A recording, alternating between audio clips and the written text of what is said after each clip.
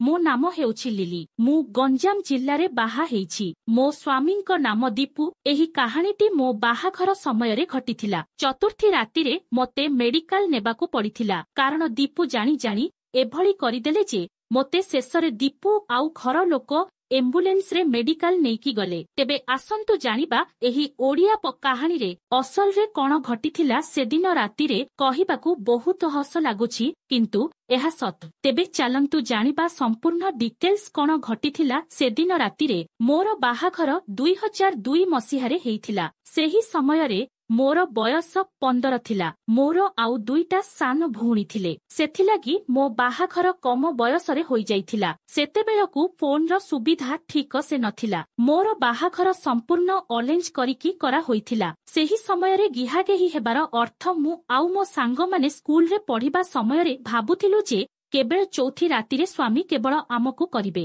तापरे दीपू डिमो लाइट जळेईकी खटरे न जानिला भଳି सोईथिले। मु जाईकी हळदी लगा साड़ी पिंधिकी बेड उपरकू गली। दीपू कहिले रासेल। मु कहिली हम। दीपू कहिले पानी बोतल टा आनी देबो। मु कहिली हम आनी देउछि। आई पानी बोतल आनिकी देली। से पीले तापरे कहिले कण किछि हेबटी। मु किछि कहिलिनी लाजरे। सेतेबेलकू राति 11 परे हेई गलानी। मु सबुदिने लाइट लास्ट रे सोइला बेलकू बंद करे। आजि भी बंद करिदेली। तापरे जाईकी बेडरे सोइली। मु जानिछि आजि आमे गिहागेही हेबु सेथिपाई खाली लुगा पिंधिथुली। चढ़ी हेले पिंधि नथुली। मोर बयस बहुत कम हेइथिला सेथिपाई मो दूध सेते बड़ हेई नथुला। बिया हेले बहुत छोट थिला किंतु फुलिकी रुहे सबुबेले मोर सेलागी टिके बड़ देखा जाउथिला। दीपू मो पाखकू आसिले बेड उपरे लागिकी मो पिथिरे मोर गोटे हाथ नेईकी तांको नुनीकू धरेई देले। मो हाथकू निजे निजे नुनी धरेईकी दबेइले। मु पूरा न जानिला भଳି सोईछि। जीवनरे फास्ट टाइम नुनीकू छुईली। नुनी पूरा कोमल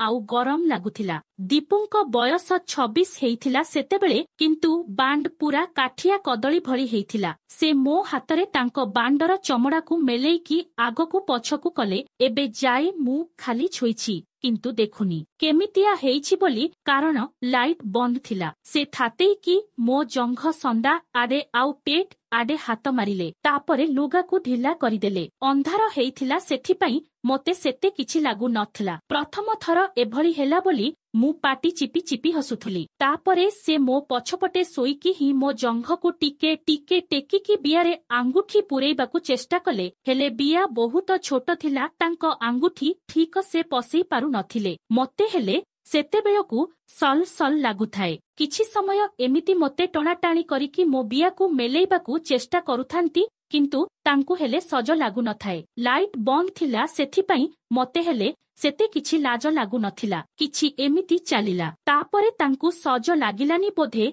सेथिलागी जाईकी जीरो लाइट को ऑन करिले। लुंगी खसी जाइथिला ठिया हेईकी पिंधिले। मु हेले मो खसी जाइथिबा लुगाकू टिके साइज करिदेली। तापरे सेमिति लाइट जळुथिला। सीधा आसिकी मो उपरे सोइले। लुंगी को टिके साइड करिकी काठिया कदली बाहर करिकी मु लुगा उपरे जंग सीधा गळेइले। तापरे हठात तांकू कण लागिला उठिकी आसिकी लाइट टा बंद करिदेले। अंधारे मो लुगा पूरा खोलिदेले। मु खाली गोड़ जापिकी सोईथाए। दीपू किछि समय पर्यंत एमिति मो उपरे गड़िया तड़िया आगकू पछकू हेउथांती किंतु वर्तमान जाए से मो बिया भितरे तांको बांड बिल्कुल भर्ती करी नाहांती थरे हेले। तापरे अंधारे से हठात मो गोडकू फाड़िकी तांकर दुईटा आंगुठी सदन मो बिया भितरे मारिकी आगकू पछकू राजी राजी करिदेले। मु संगे संगे आ करिकी तांको हाथ धरी पकेइली। मोते चाई लागिला बिया भितरे। सेथिलागी मु सेमिति सोईकी मु टिके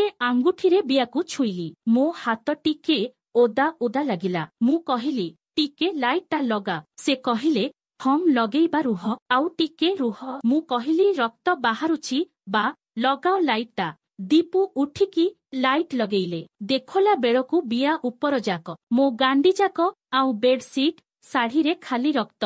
मते भय लागिला ब्लीडिंग बंद हेलानी। दीपू हेले डरी गले। जाईकी तांको मांकू कहिले। तापरे घरे समस्ते जानिले। एम्बुलेंस को कॉल करिकी डाकिले। मोर बिया भितरे सेमिति पोडुथाए किंतु बिया को मेलेई देले ब्लीडिंग हेउथाए। मु कपड़ारे पोछुथाए।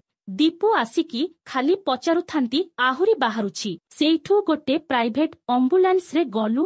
ଦୀପୁଙ୍କର ଚିହ୍ନା ଡାକ୍ତର ଥିଲେ। ରାତି ଅଧାରେ ତାଙ୍କ କ୍ୱାର୍ଟର ଯିବାକୁ ସେ କହିଲେ। ସେ ବୟସ ପଚାରିଲେ, କଣ ଲାଗୁଛି ପଚାରିଲେ। ଯାଇକି ସଫା କରିବାକୁ କହିଲେ ତାଙ୍କ ବାଥରୁମରେ। ମୁଁ ଯାଇ ସଫା କରିଲି। ସଫା କରିଲା ପରେ ମୋତେ ଜଣା ପଡ଼ିଲା ଯେ ଦୀପୁ ଯୋଉ ଆଙ୍ଗୁଠି ମାରିଲେ ତାଙ୍କ ନଖରେ ଗୋଟେ ସାଇଡରୁ ପୁରା ଚିରି ହେଇଯାଇଛି। ମୁଁ ଆସିକି ଦୀପୁଙ୍କୁ କହିଲି। ସେ ଡାକ୍ତରଙ୍କୁ କହିଲେ। ଡାକ୍ତର 2ଟା ଇଞ୍ଜେକ୍ସନ ଦେଲେ, ମେଡିସିନ ଲେଖୁଦେଲେ, ବିଆରେ ଛପେଇବାକୁ ଗୋଟେ ମେଡିକଟେଡ୍ କପଡ଼ା ଦେଲେ। 2 ସପ୍ତାହ ଯାଏ ଗିହାଗେହି ନହେବାକୁ କହିଲେ। ଗିହାଗେହି ହେବାବେଳେ ଜେଲ୍ ଗୋଟେ ଦେଇଥିଲେ ଲଗେଇବାକୁ, ଗୋଟେ ପ୍ରୁକେଟ କଣ୍ଡୋମ ହେଲେ ଦେଇଥିଲେ। ତାପରେ ଘରକୁ ଆସିଲୁ। ଆଖ ପୁରା ନିଦ ନିଦ ଲାଗୁଥିଲା। ପୁରା ପାହାନ୍ତିଆ 3ଟା ସମୟ ହେଲାଣି। ସେତେବେଳକୁ ମୁଁ ଶୋଇଲି। ଖାଲି ମନେ ମନେ ସେହି ବିଷୟରେ ଭାବୁଥାଏ। ଦୀପୁ କହିଲେ ଟିକେ ରହିଲ୍, ମୁଁ ଦେଖୁଛି କଣ ହେଇଛି। ମୁଁ କହିଲି ପରେ ଦେବ। ଦୀପୁ କହିଲେ ତୁମେ ଶୋଇପଡ଼, ମୁଁ ଖାଲି ଦେଖିବି କେମିତି ହେଇଛି। ସେ ମୋ ଲୁଗା ଖୋଲିକି ସଙ୍ଗେ ସଙ୍ଗେ ପିନ୍ଧିବା ଚଡ଼ିକୁ ତଳକୁ ଖସେଇକି ସେଇ ତୁଳା ବାହାର କରିକି ମେଲେଇକି ଦେଖିଲେ। କହିଲେ ହଁ, ନଖରେ ଚିରି ହେଇଯାଇଛି ଗୋଟେ ସାଇଡରୁ। ହାଉ ଶୋଇପଡ଼, ସକାଳେ ମେଡିସିନ ଆଣିବା, ଭଲ ହେଇଯିବ। ମେନ କଥା ହେଲା ବିଆ ବହୁତ ଛୋଟ ଥିଲା। ସେ ବାଉଳି ହେଇକି 2ଟା କି 3ଟା ଆଙ୍ଗୁଠି ମାରିଦେଲେ। ସେଥିଲାଗି ମୋ ସିଲ୍ ଖୋଲିଗଲା। ଆଉ ବିଆର ସାଇଡ କୋମଳ ଚମଡ଼ା ପୁରା ଚିରି ହେଇଯାଇଥିଲା। ସେଥିପାଇଁ ସମସ୍ତେ ଡରିଗଲେ। ପୁଣି 3 ସପ୍ତାହ ପରେ ଆମେ ଗିହାଗେହି ହେଲୁ। 3 ସପ୍ତାହ ପରେ କେମିତି ହେଲୁ, କଣ କଣ କରିଲୁ ସମ୍ପୂର୍ଣ୍ଣ କହିବି ଆଉ ଗୋଟିଏ ପାର୍ଟରେ। ଆପଣ କେବେ ଆପଣଙ୍କ ଗାର୍ଲଫ୍ରେଣ୍ଡ କିମ୍ବା ସ୍ତ୍ରୀଙ୍କୁ ଗେହିବା ବେଳେ କେବେ ଏମିତି ଘଟଣା ଘଟିଛି କି? କମେଣ୍ଟ କରି ଜଣାନ୍ତୁ।